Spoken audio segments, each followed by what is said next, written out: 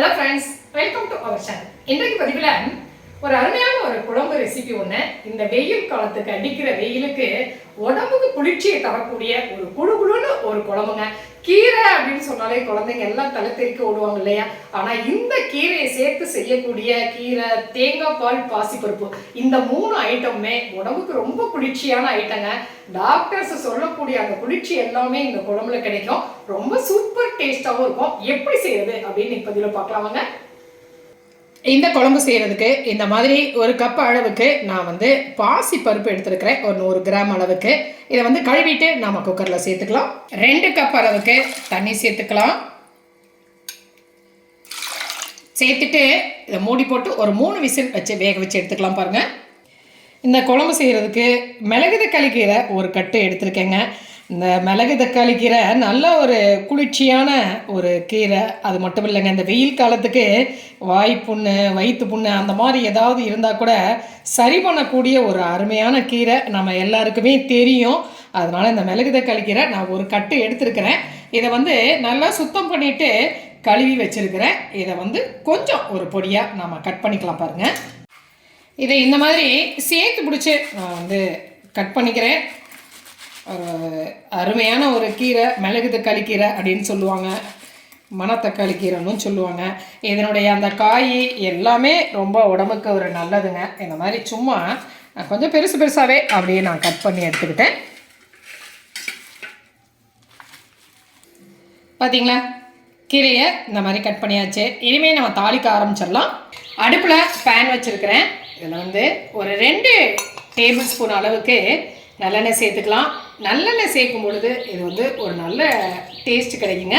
நீங்கள் தேங்காய் எண்ணெய் கூட சேர்த்துக்கலாம். நான் நல்லெண்ணெய் சேர்த்துருக்கேன். எண்ணெய் காஞ்சிருச்சு. 1 டீஸ்பூன் கடுகு சேர்த்துக்கிறேன். 1 டீஸ்பூன் ஜீரகம் சேர்த்துக்கிறேன். கடுகு பொரியட்டும். பாருங்கள், சின்ன வெங்காயம் கட் பண்ணி வச்சுருக்கேங்க. சின்ன வெங்காயம் ஒரு 10 சின்ன வெங்காயம் எடுத்து ரொம்ப பொடியாவெல்லாம் இல்லை, சும்மா கொஞ்சம் பெருசாகவே நான் கட் பண்ணி வச்சுருக்கேன். சின்ன வெங்காயம் சேர்க்கும்போது நல்லா டேஸ்ட்டு கிடைக்குங்க. சின்ன வெங்காயம் இல்லைன்னா நீங்கள் பெரிய வெங்காயம் சேர்த்துக்கலாம்.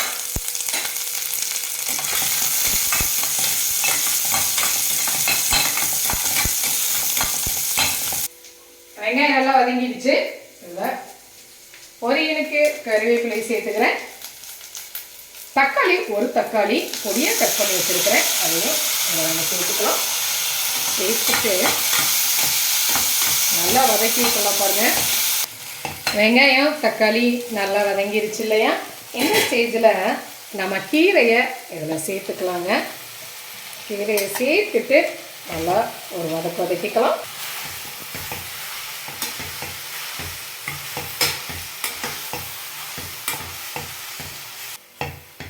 ஒரு 2 மினிட்ஸ் போல் இந்த கீரை நல்லா வதங்கட்டும். கீரை நல்லா வதங்கிருச்சு. இதில் நான் ஒரு 1/2 கப் அளவுக்கு தண்ணி சேர்த்துக்கிறேன். தண்ணி சேர்த்து கிளறி விட்டுறேன்.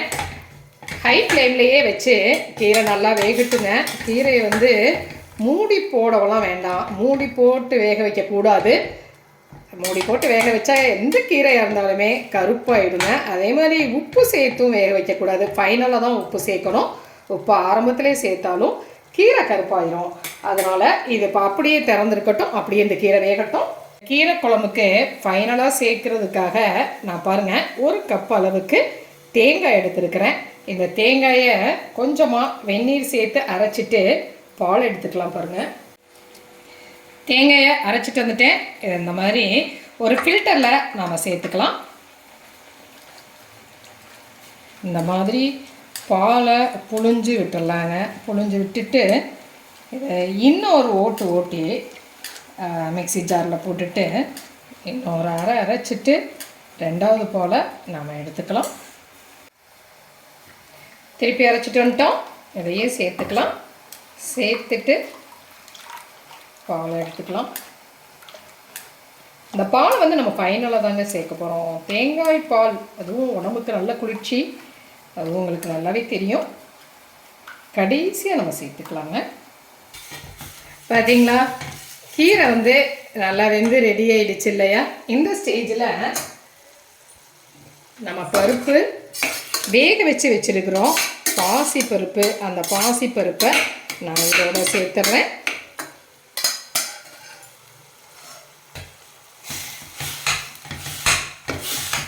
இதில் நான் ஒரு 1/2 கப் அளவுக்கு தண்ணி சேர்த்து கலந்துக்கிறேன்.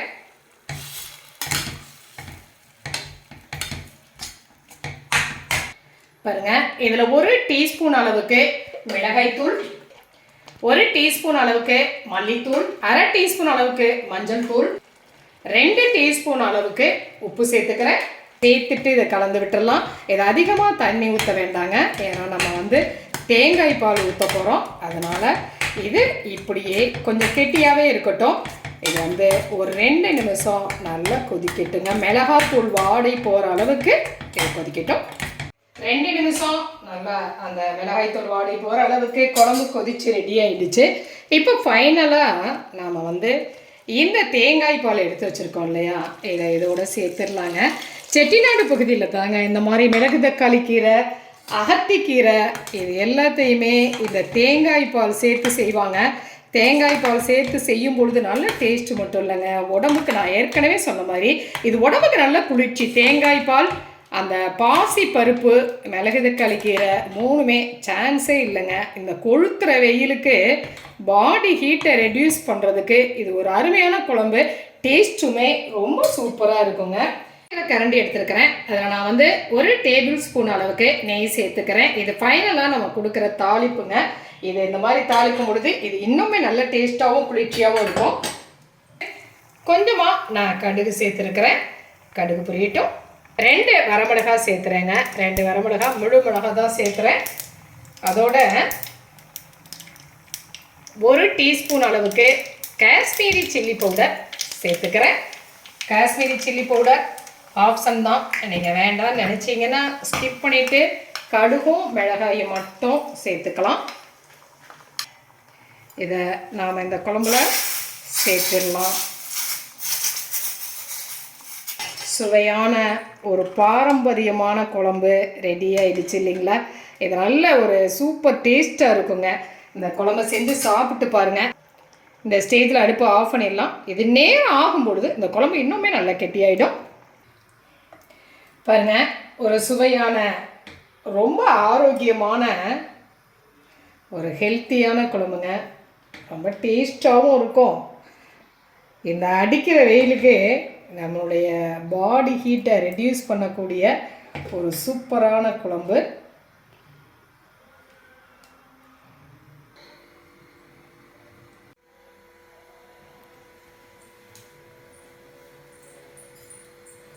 பார்த்தீங்களா, ஒரு சுவையான ஒரு ஹெல்த்தியான குழம்பு ரெடி ஆகிடுச்சு.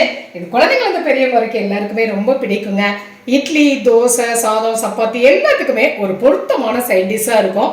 அதாவது இந்த வெயில் காலத்துக்கு உடம்புக்கு குளிர்ச்சியை கொடுக்கக்கூடிய 10% குளிர்ச்சி தரக்கூடிய ஒரு அருமையான குழம்பு செஞ்சு சாப்பிட்டு பார்த்துட்டு உங்களுடைய கமெண்ட்டை சொல்லுங்க.